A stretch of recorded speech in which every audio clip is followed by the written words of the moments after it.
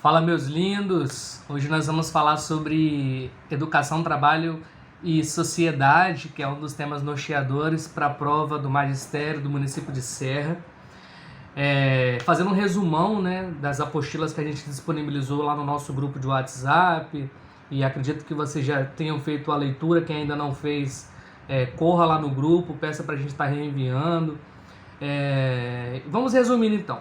A educação, ela influencia a sociedade a partir do momento em que os alunos assimilam as influências colocadas no ambiente escolar, colocando-se em posição ativa diante do meio social.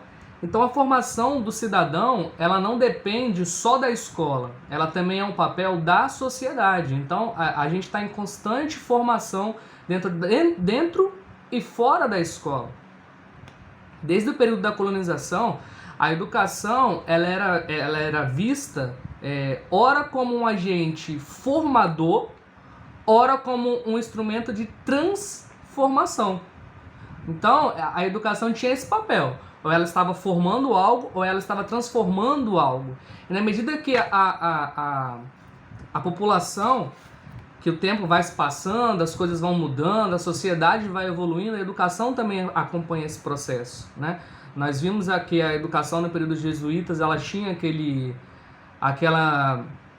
o papel de centralizar o ensino na igreja, de colonizar os índios, que poucas pessoas tinham acesso à educação. Hoje nós temos uma educação pública, né, que é de direito de todos, apesar de não cobrar isso dentro do edital, né, sobre LDB, sobre o papel da obrigatoriedade da educação, das diretrizes educacionais. É importante a gente salientar isso.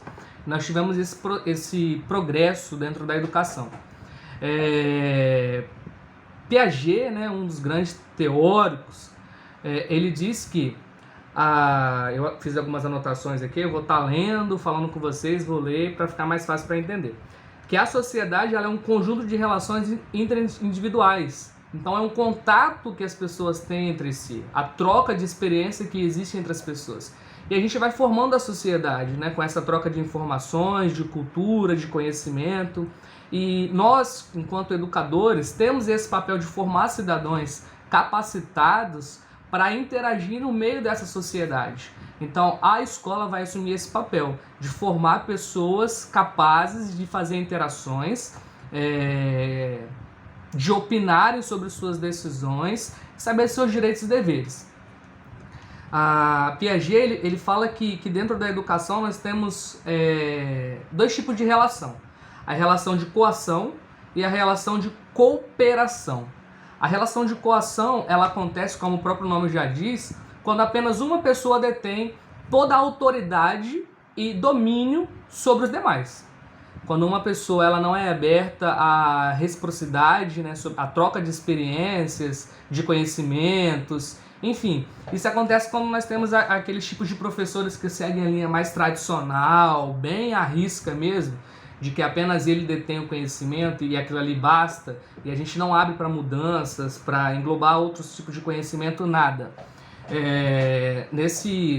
Nessa troca de coação, o aluno ele apenas é um agente receptor, ele só recebe informações, conhecimentos, ele não troca, ele não interage, ele não faz, não tem esse diálogo, né? Aluno, professor, turma, conhecimento, sociedade, nada.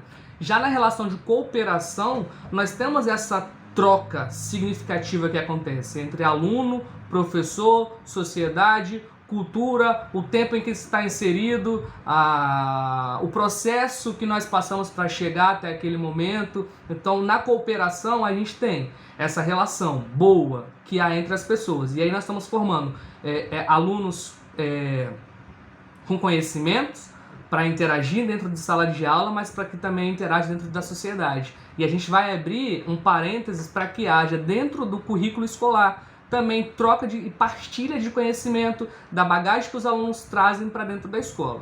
Então, quanto professor, o método mais bem avaliado, né, de ensino-aprendizagem seria realmente essa relação de cooperação. Com toda certeza nós teríamos um agente que estaria dando norte para esses debates dentro de sala de aula, que seria os educadores. mas ele também seria aberto a ouvir a opinião dos demais. A formação do cidadão, ele não depende apenas da escola, como eu já havia dito, né, da sociedade.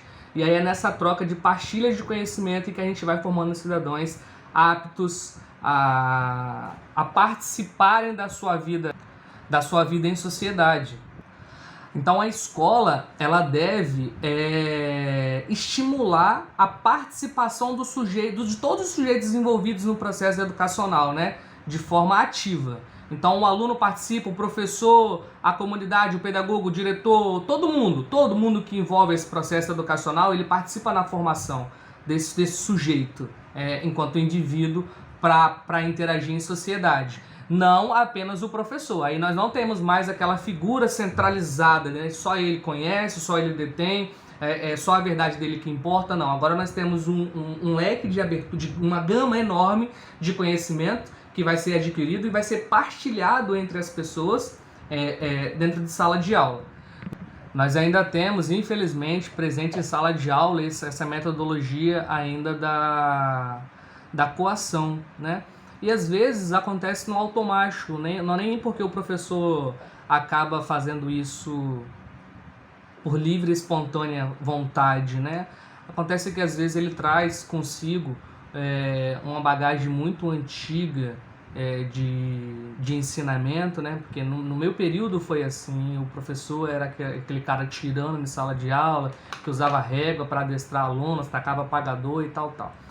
Hoje nós temos uma sociedade em crescimento, em avanço, e com as mudanças tecnológicas e da sociedade, com a cultura, as coisas foram se modificando.